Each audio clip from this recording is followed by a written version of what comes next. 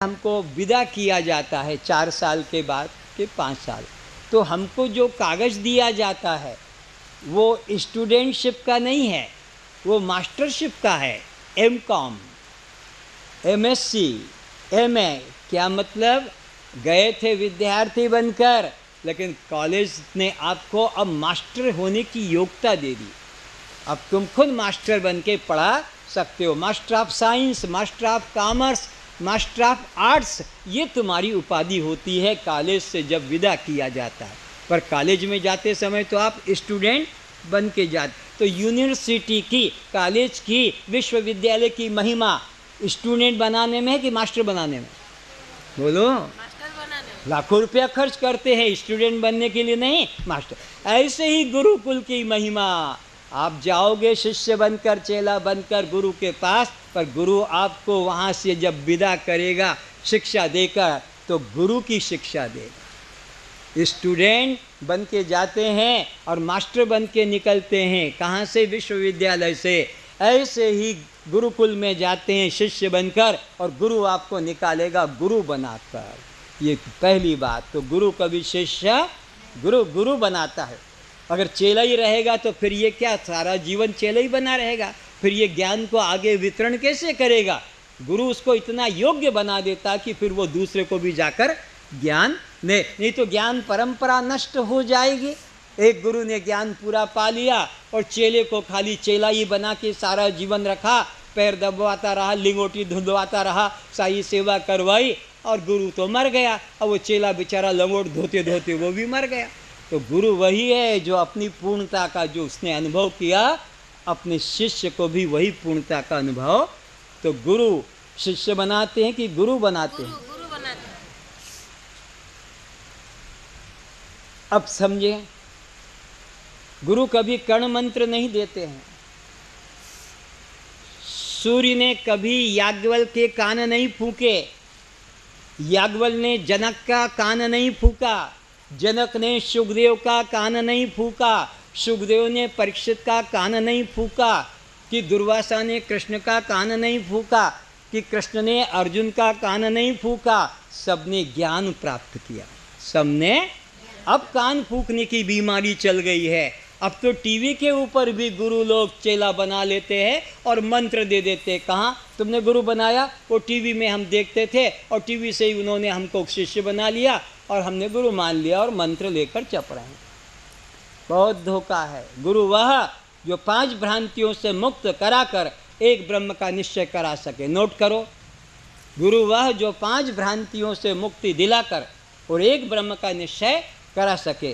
वो 5 भ्रांतियाँ, पहली है भेद भ्रांति, दूसरी है कर्ता भोक्ता भ्रांति। जो नहीं लिख रहे हैं वो इधर देख लें। पहला है कर्ता भोक्ता भ्रांति, दूसरा है पहला भेद भ्रांति, दूसरा कर्ता भोक्ता भ्रांति, तीसरा संग भ्रांति, लिखने वाली लिखते जाएं, और चौथा है विकार भ्रांति, और 5वां है ब्रह्म से पृथक जगत सत्य। ये 5 भ्रांतियाँ प्रबल है सब लोगों में, सब संप्रदाय वालों में। ये 5 भ्रांतियों से तुम्हें मुक्ति दिलाकर एक ब्रह्म का निश्चय करा सके, उसको कहते सद्गुरु। ये सारे चित्र, सारे वेद उपनिषदों के प्रमाण हैं। जब समय मिले तो 5-10 मिनट पहले आकर देखो, जाते में भी जाने से पहले देख कर जाओ। ये सब पढ़ाया जाएगा आपको अभी समय आने के ऊपर। ये सारे वेद के पन्ने हैं। तो अब गुरु वह जो 5 प्रकार की भ्रांतियों से मुक्ति दिलाकर एक ब्रह्म का निश्चय करा सके। और गुरु मंत्र दान नहीं करता है, गुरु नाम दान नहीं करता है। कई लोग यहाँ बैठे होंगे नाम दान प्राप्त करके, हाथ उठाएं। नाम दान, अच्छा सुनो, नाम नामी का परिचय कराने के लिए है। नाम हम जो भी बच्चों का घर में रखते हैं, तो जिसकी ज़रूरत है उसे बुला सके, जिसके पास जाना है हम पहुंच जाएं। तो नामी नाम का परिचय कराने के लिए है। लेकिन लोग सारे जीवन नाम ही नाम, नाम ही नाम, जप ही जप करते, पर जिसका नाम है उसको तो देखने की, जानने की, अनुभव करने का कभी ख्याल ही नहीं आता। गुरु ने कहा 5 माला, गुरु ने कहा 11 माला, गुरु ने कहा 1 माला, बस वो माला करके रख दिया। अरे जिसका नाम पुकारते हो उसका भी तो ध्यान करो कि ये नाम किसका मैं पुकार रहा हूँ। तो गुरु क्या करता है, नाम दान नहीं करता है, क्योंकि परमात्मा के राज्य में कुछ कमी नहीं है। परमात्मा के राज्य में कुछ कमी नहीं है। ओम पूर्णमदः पूर्णिदम पूर्णात् पूर्णमुदच्यते पूर्णस्य पूर्णमादाय पूर्णमेवावशिष्यते। तो फिर भगवान के पास कोई कमी है? तो अब परमात्मा कहाँ है सबके? देखो परमात्मा यहाँ बैठा है सबके, ज्ञानी हो अज्ञानी हो। और गुरु के पास जाओगे तो गुरु क्या करेगा? नाम दान करेगा। तो अब विचारो, परमात्मा तुम्हारे अंदर है और नाम गुरु के जेब में है। परमात्मा का नाम गुरु के आश्रम में है, भंडार में, बक्से में, अलमारी में जो तुमको दे देगा। अरे जहाँ परमात्मा वहीं उसका नाम, जहाँ वस्तु वहीं उसका नाम है, जहाँ वस्तु है वहीं उसका नाम है। तो जहाँ परमात्मा वहीं उसका, आज उसको ही सुनोगे। अब जिह्वा का प्रयोग मत करना, इसलिए उसको अजपा जाप कहते हैं। परमात्मा के नाम का जाप को अजपा जाप कहते हैं। अजपा का मतलब जो जपा न जाए, जो जपा जिसमें वाणी का प्रयोग न हो। हम जो ये वाणी बोलते हैं ना, तो यहाँ से शुरू होती है, क ख ग घ, यहाँ से ऊपर आती है तो वहाँ पर च छ ज झ, और ऊपर जाती है तो वहाँ पर ट ठ ड ढ, इधर आ जाती है दांतों से टकराने के लिए तो त थ द ध, ओठों के पास आ जाती है तो प फ ब भ। ऐसे ये वर्णमाला बनती है। परमात्मा का नाम इस वर्णमाला में नहीं। इसके लिए ना कंठ की जरूरत है, ना मुर्दा की जरूरत है, ना तालु की जरूरत है, ना दांतों के टकराने की जरूरत है, ना ओठों की। वो तो श्वास के साथ चल रही है। अब सभी कान खुले कर लें, हाथ नीचे कर लें।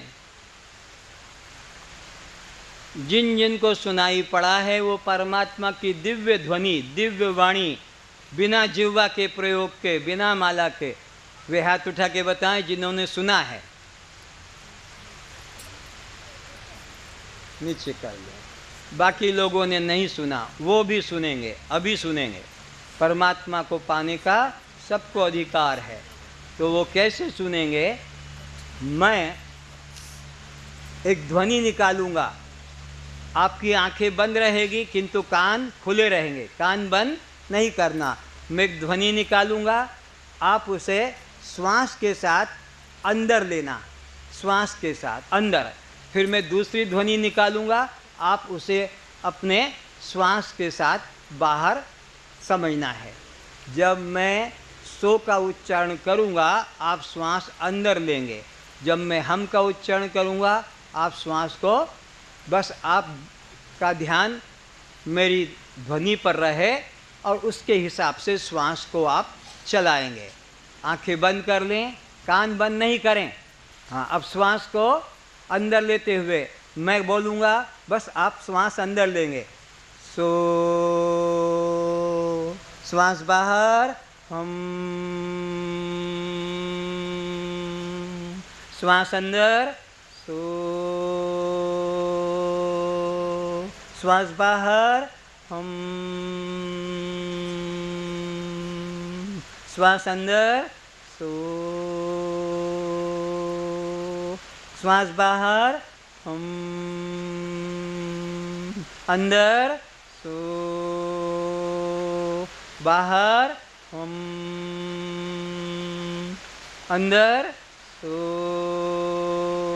बाहर, हम, सो, हम, सो, हम। कान बंद करो, सबको सुनाई पड़ेगा। कान खुले कर दो, खुले कर दो। अब जिन्हें नहीं सुनाई पड़ा है वे आज रात्रि को 5 और 6 बजे के बीच में या 4 और 5 के बीच में नींद खुल जाएगी, तब कान बंद करना और श्वास अंदर जाते समय सो की ध्वनि उठेगी और श्वास बाहर जाते समय हम की ध्वनि सब में उठेगी। आज रात्रि को मन में संकल्प करके सोना कि मेरी नींद 5 बजे खुले।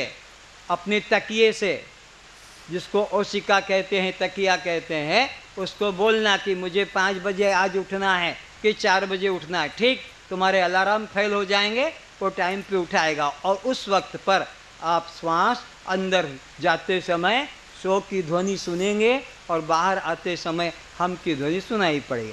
अभी यहाँ पर अर्थ लिखो उसका। सो का मतलब क्या है और हम का मतलब क्या है? सो का मतलब है वह परमात्मा।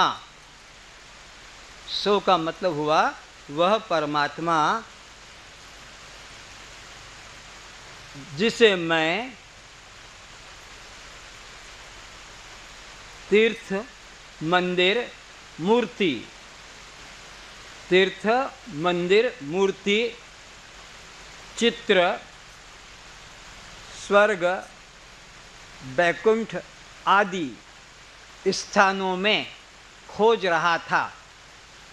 स्वर्ग, वैकुंठ आदि स्थानों में खोज रही थी या खोज रहा था।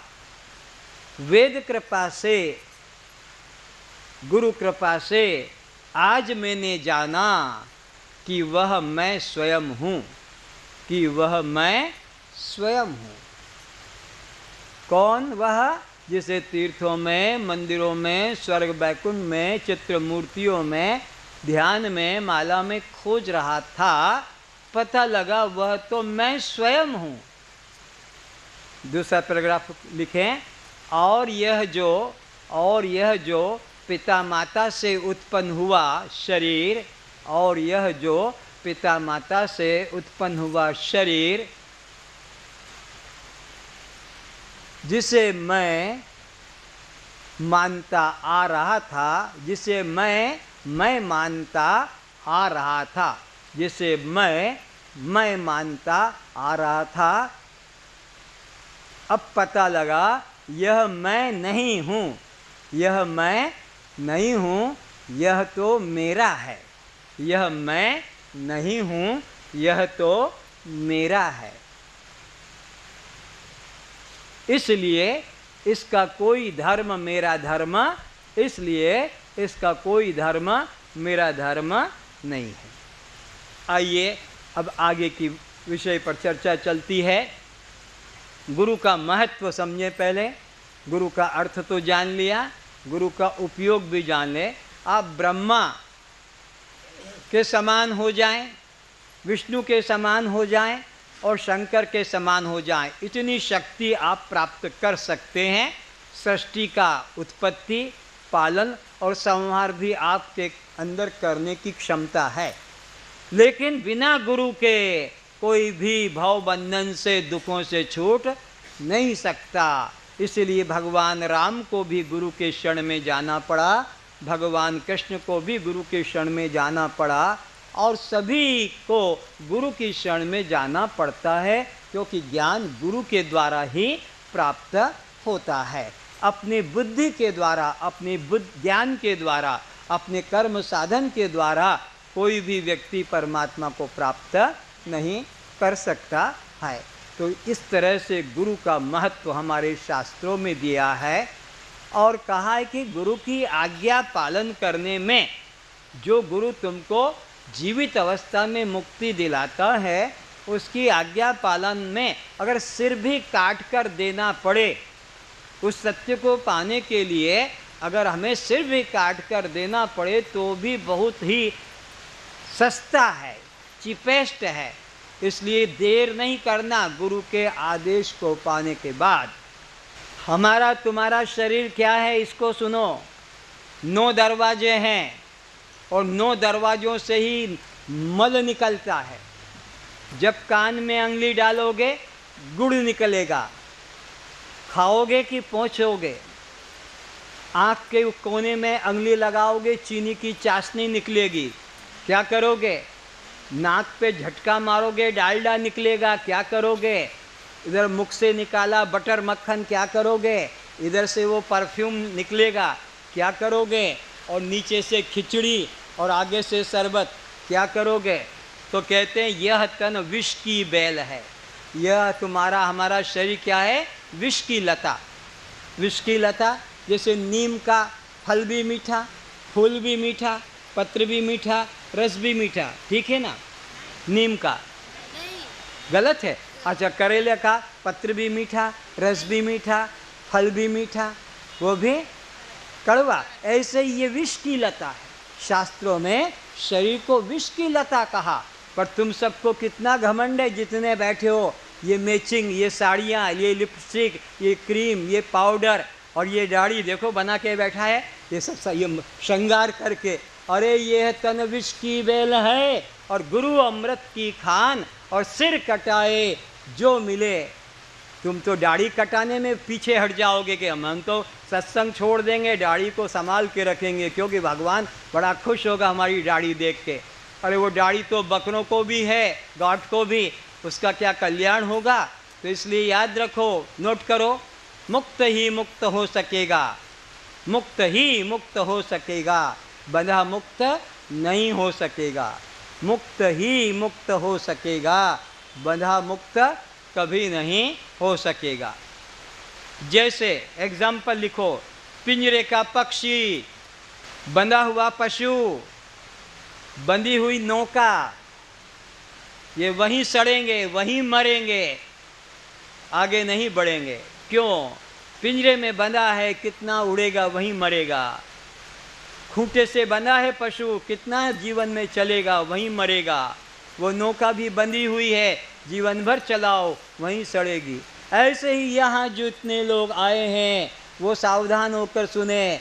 जो जो देवी देवताओं से बंधे हुए हैं, जो जो जिस प्रकार के अहंकार में बंधे हैं, कोई यहाँ बांध कर बैठा है हाथों में, कोई गले में रस्सी डाल के बैठा है, कोई चुटैया में गांठ लगा के बैठा है, कोई गले में रस्सी डाल के बैठा है, तो कोई अपना दाढ़ी मूछा का शो बना कर बैठा है। इन लोगों का कल्याण नहीं होगा, क्योंकि ये लोग तो बंधे हुए हैं। मैं ऐसा रहूँगा, मैं ऐसा अपने को सजाऊँगा, मैं ऐसा अपने को दिखाऊँगा। भगवान कहते अर्जुन, अगर कल्याण की इच्छा है, सर्वधर्मान परित्यज्य मामेकं शरणं व्रज अहम त्वां सर्व पापेभ्यो मोक्षयिष्यामि मा शुच। अर्जुन, अगर तुझे अपना कल्याण की इच्छा है तो ये सब अहंकार को छोड़ दे, जो जो तूने पकड़ रखे हैं समाज से। सर्वधर्मान परित्यज्य, गीता के 18 अध्याय के 66 श्लोक में भगवान कृष्ण अर्जुन को सीधा उपदेश देते हैं। तो अब यहाँ तुमसे कह दिया जाए कि ये तुम्हारे हाथ के पुरुष लोगों, कड़ा अंगूठियाँ हाथों की, माताओं ये 3-3 2-2 रस्सियाँ पशुओं की तरह जो बांध रखे हैं। कुत्ते को तो बांधना पड़ता है, गाय को बांधना पड़ता है, अब मनुष्य को भी बांधना पड़े तो ये और पशु में क्या अंतर? तो ये जो जो तुमने अज्ञानता से धर्म बनाया है और अपने को धार्मिक माना है, भगवान कृष्ण कहते सर्वधर्मान, तुमने तो धर्म माना है और धार्मिक जाना है। भगवान इन सभी धर्म वालों को कहते सर्वधर्मान परित्यज्य, परित्याग करके एकमात्र मेरी शरण में आ जा, तो मैं तुझे सब पापों से मुक्त कर दूंगा, तू शोक मत कर। तो कौन मुक्त हो सकेगा? बंधा हुआ कि खुला हुआ? जो बंधन में बना रहेगा वो मुक्त होगा कि बंधन को तोड़ने वाला? बंधन को तोड़ने वाला। अब तुम्हारी प्रार्थना देखो इधर, असतो मां, आगे बोलो। तो फिर ये हाथ यहीं नहीं रहेंगे। अस्तो मां सद्गमय, तमसो मां, यहीं रहोगे ना? ज्योतिर्गमय, मृत्युर्मा, यहीं रहोगे? हाँ, अमृतम गमय। ये प्रार्थना पर बेचारे कोई अर्थ नहीं जानते। मास्टर भी बोलते हैं, बच्चे भी बोलते हैं, गुरु भी बोलते हैं, चेला भी बोलते हैं, पर उसका अर्थ क्या है? अरे मुझे आप असत से निकालो, तभी तो मैं सत्य को ग्रहण कर सकूंगा। मेरे हाथ तो बंधे हुए हैं असत्य में, असत्य को ही सत्य मान लिया। तो अस्तो मां, अपनी बल से, अपनी शक्ति से मुझे छुड़ाओ और सद्गमय।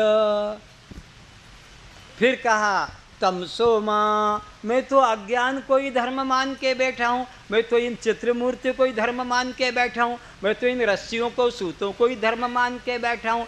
आप ही ताकत लगा कर मेरे को तमसो मां, ज्योतिर्गमय, अज्ञान अंधकार से निकाल कर और ज्ञान के प्रकाश में लाओ।